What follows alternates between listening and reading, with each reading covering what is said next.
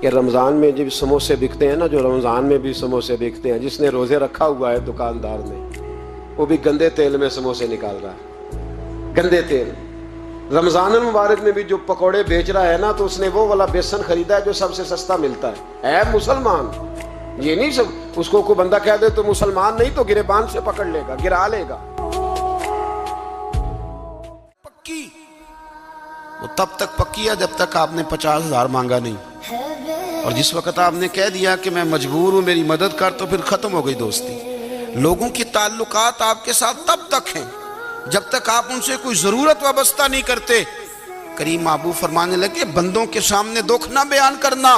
اللہ تجھے کبھی غنی نہیں کرے گا۔ تو اپنے دکھ اپنے رب کو بتا، تو دعائیں مانگ، تو اس کی بارگاہ میں حاضر ہو،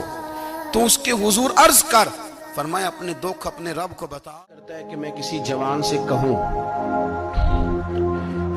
کہ وہ عشاء کی جماعت کرائے، اور میں جوانوں سے کہوں کہ وہ لکڑیاں جمع کریں،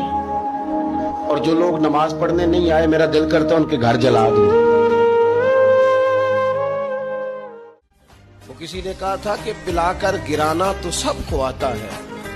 مزہ تو تب ہے کہ گرتوں کو تھام لے ساتھ۔ میں ویکھاں تے میرا یار نہ ویکھے،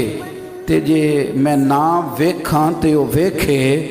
تے ایڈے نصیب کتھوں تتڑی دے، او میرے وچ ویکھن دے ویکھے،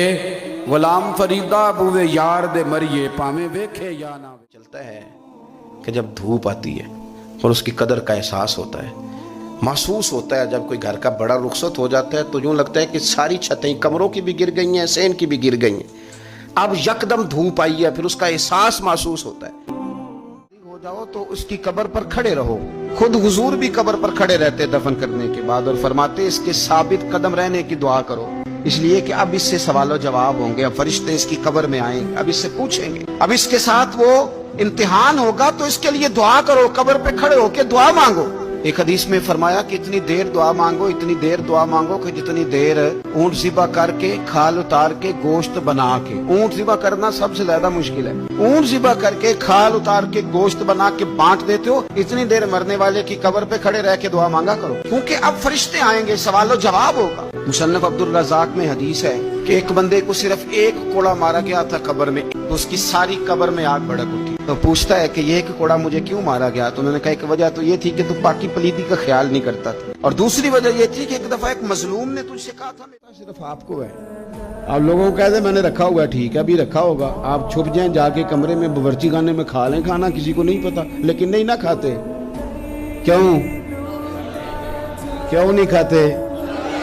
اوہو اللہ، تو بس ٹھیک ہو گئی بات، پھر کسی ریڑھی سے نا ایک پھل بھی نہیں اٹھا کے کھانا، کیونکہ اللہ دیکھ رہا ہے، پھر کسی کے حصے کی چیز نہیں کھانا۔ اللہ ہر مشکل سے نکلنے کے لیے اسے رستہ عطا فرما دے۔ اللہ فرماتے ہیں وہاں سے رزق دوں گا اس نے کبھی سوچا بھی نہیں ہوگا۔ بعض اوقات ایسا ہوتا ہے انسان مسائل میں گھر جاتا ہے اور اسے چاروں جانب سے راستے بند نظر آتے ہیں، اسے محسوس ہوتا ہے کہ یار اس وقت میں وہی ہوں جس کے ارد گرد اتنے لوگ ہوتے تھے، یہ اچانک کیا ہوا؟ ہر طرف سے مشکلات نے گھیر لی۔